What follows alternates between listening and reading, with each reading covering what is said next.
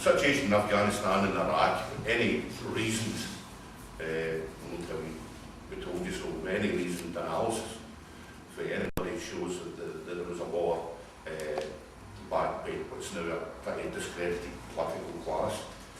Through the trade union stuff and through the community work as well, I'd like to talk about another war. It's a more perpetual war, it's a never-ending war, it's a war that's had winners, losers, it's a war that's had gains and retractions throughout the centuries. It's a class war that shouldn't be too much like the workers' revolutionary or something, you know, but it is still there. And what we are seeing across different streams of society just now is working class people, whether they provide the services, whether they use the services, whether they genuinely need the services. A new offensive has started in the class war. A new offensive, I think we were talking this Saturday, that's akin in terms of redistribution of wealth as the poll tax was, or some of the measures taken, certainly some of the measures taken by Thatcher in the 80s against National Union of Mine Workers, against communities and our field experiment money.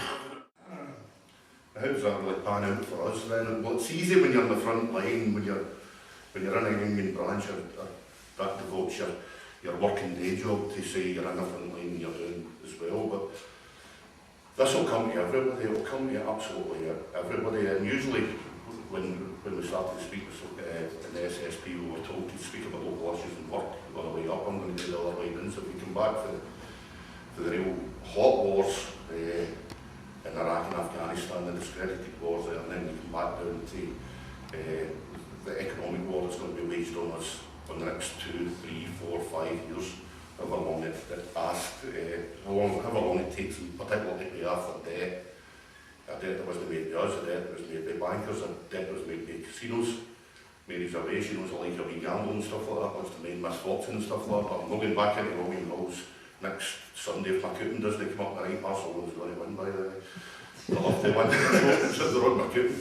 But I'm not going to go back in at Barcelona, get beat tonight and ask for my money back. They'll laugh me at the show. That's basically what's happened here. And when it comes to the reckoning, when it comes to the divvying up, when it comes to who's going to pay for this, we're still in that all-class war, because it's no them that's going to pay for it. I watched a really interesting documentary when I was lying in a hotel in Wales, and it was this guy who wrote for one of the 3 London papers. I can't remember what it was called now. I think it was called The Insider, or something. Just say it was called The Insider. He was a Swansea guy who had made it big in the big time in the city of London. And over a period of years, he started to become bored and actually started to rage against the machine that he was in. He started to write anonymous articles for the London Evening Standard, and he achieved quite a bit of notoriety. He went on later to write a book after he left it. He came from Swansea, and most of my workers come from Swansea, so it was interesting to watch. And the documentary cut between Swansea, which is a post-industrial town, closest you would get example up here would probably be Dundee, and it cut half the programme was about Swansea and half the programme was about the bankers, the way they lived and how they were doing through the recession as well. And I can remember one scene in it as well. So sometimes the silly scenes that kind of bring it home to you. He went to a restaurant called the Oxo Club, just a fancy name or something, and he stood in the Oxo Club and he spoke to the manager, or the owner of the place, and he said, "How did you go through the recession?" She said, "Oh, it was hellish for 3 or 4 months, but look at it now. 6 weeks, you have to book prior to get in here. They're all back, they're all getting their bonuses and whatever." Cut back to Swansea. Unemployment up 50%. An expected 800 to 1,000 job losses in the main employer, the DVLA, already just announced, already re-announced. Suicides up 25%. Domestic violence referrals up 20%. Everything that could start to go wrong as it broke in, and they started to talk to people who weren't particularly what you would describe as working class or poor. They were talking to people who had jobs in engineering plants, talking to people who jobs in a big place at Port Talbot and whatever, where they'd paid our 700 or 800 workers just along the road's Bridge End, where you had the Ford plant as well, where you had all the industrial relations troubles there, and people suspended just for fighting for workers. And it brings home, you're just watching a document like that, that's no changed, and it's just basically all the same. So, the first shots have been fired, and my work, without going into too much detail, then we're looking in my department, according to the Institute for Fiscal Studies, according to TAP Academics, according to their own management, cuts are between 25 and 27% over the next 2 or 3 years. And that'll come to headcount, because there's no slack in the system, and if that comes to headcount, it's equivalent to for a reasonably small agency in the government, for the DVLA around about 2,000 jobs. The huge economic impact that'll have in Swansea is the wages no longer get followed around about the economy there as well. And it comes right across. Already we're seeing, down in England especially, less university places. The government had a huge build-up for trying to get people through university and stuff like that, and that seems to be cut in half. FE lecturers starting to pay that in Scotland as well, and we come back here, the place we're in, I think I'm going to get it again. The last time I spoke in here, get threatened with a line at the bottom of the lights up after a local gangster. It's quite funny, the good mean. But it comes back to here, it's ironic that we're here, and there's another place shutting down. And across Eastern Bartonshire, you've got this place, you've got this wee village in the road, Torrance. Torrance is the only real meeting place, to be honest, in Torrance for closure. You've got Kensington and Bears Bend up out for closure. You've got stuff, crazy cuts, you can scratch your head at, you know, you could really go to the barricades for 30% reduction in lollipop men and women. No, surely lollipop men and women are there for children's safety. They've extended the right to a free school bus across the area. You've got hundreds of parents across Eastern Bartonshire trying to work out if there are lanes between that 2 and 3 mile area where they used to get paid free travel if they were over 2 miles. It's now been extended to 3. So hundreds of kids, although they'll have to pay their own bus fares, or the see the local paper there as well. It'll add to the school run in this area, which is horrendous already. You've got cuts like community wardens. You can argue all night whether the community wardens are a good thing or a bad thing, or other things can be done, and that's only the start of the cuts. That's the community side of it. The council's still to decide when it comes back where the workforce, where the cuts are going to be made in the workforce. They've been hanging up in this area for the last 9 or 10 months. We know there's 2 or 3 primary schools going to close. Nobody knows. Some councillors know what ones are really up. It doesn't really threaten us, these 2 villages here in particular. There'll be 2 or 3 primary schools going as well. And why is all this happening? Why is all this happening? Now, you could blame 1,000,000% on it, on the fancy folk in the relocation shows. People with the mind say, oh, I've got a nice house, I want a bigger house. Or if I move to a bigger house, then I can sell it and stuff like that, you know what I mean? I move to Twecker to Bears Dead, I want to watch. But that's not there. At the back of that, the gambling in the stock market. Gordon Brown, of course, blames it, and Fannie Mae and Freddie, whoever it was, were releasing things like ninja mortgages. Ninja stood for no income, no job, no assets. They were giving mortgages to people who had nothing. They never had a job, they never had any income, they never had anything written them, and they were giving them assets. That is high gambling. That is gambling 10 times worse than you'd ever even think of in the Grand National. So betting that Jackie Duck's going to win the Grand National next year, it's just not going to happen. These people are not going to pay it back. But it was agreed that the incentives and the bonuses and the lack of regulation has put this out as well. And who comes to pay for it? No them. Who's paying for it, or who's going to be paying for it in this society? And already paying for it just now are the people in the private sector and the building industry sector as well. And of course the receipts don't come in, the profits don't get paid, then it comes back. We need a public sector squeeze. That's every party, the debate of the chancellors. There's no option. Vince Cable, even the nice wee fluffy Vince Cable, he went for his party leader savage cuts to radical cuts, to the cuts are getting deeper and the cuts are getting deeper and deeper. There is no alternative, but there is an alternative. There's an alternative put up through PCS, and it's been taken up by other unions, Unison and Unite as well. It's been taken up by some of the socialist organisations in Britain because it is a true fact. The work in the academic work that was done on behalf of PCS in regards to prior to our recent dispute showed that you don't need to cut. You don't even need to raise taxes either, because there's £130 billion worth of avoided tax in this country. Now that's legally avoided taxes. There's more than 10,000 registered tax accountants registered with the Chartered Institute of Accountants or what.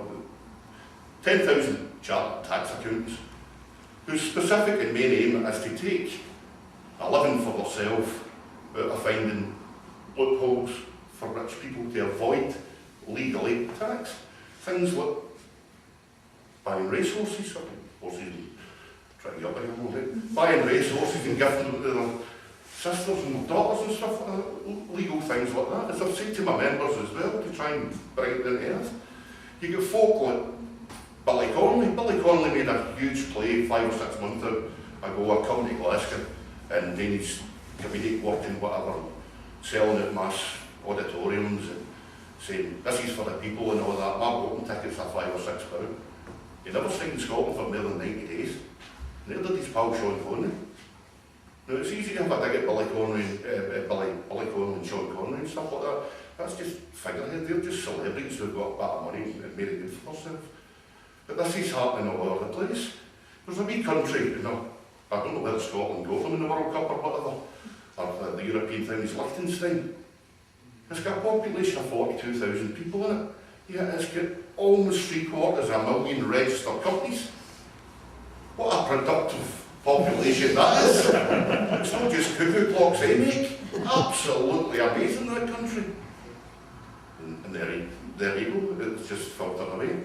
And beyond that as well, HMRC, John works at this as well, there's £50 billion worth of illegal tax avoidance that they think, offshore and whatever. And part of the crazy thing about it is, when they make the job cuts, in fact the last round of job cuts in the civil service, have made it more difficult for their investigations division to actually chase these people. They reckon you're slightly more productive than us. They reckon £612,000 a year an investigating officer makes. That's what he gathers back to the Exchequer. DVLA workers up there, that would be 603,000 per person on road tax and stuff like that, if you divide the intake for the thing. So some of the stuff that's going on is absolutely ludicrous. It does not make sense. We're going to be left a worse society. We're going to be, some estimates according to independent experts, 700 to 800,000 public sector jobs. Already down in England, big cities like Birmingham, 2,500 jobs here. You move over to Wolverhampton, 2,500 jobs here. Stoke, 1,500 jobs here. Looking at a thing today for the Midlands region of the PCS, seeing some of the job cuts that have already been detailed in the public sector. And it's time to fight back on this.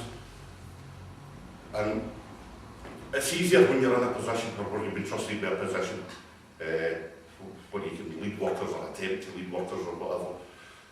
It's a wee bit more difficult if you're kind of looking in the community and whatever.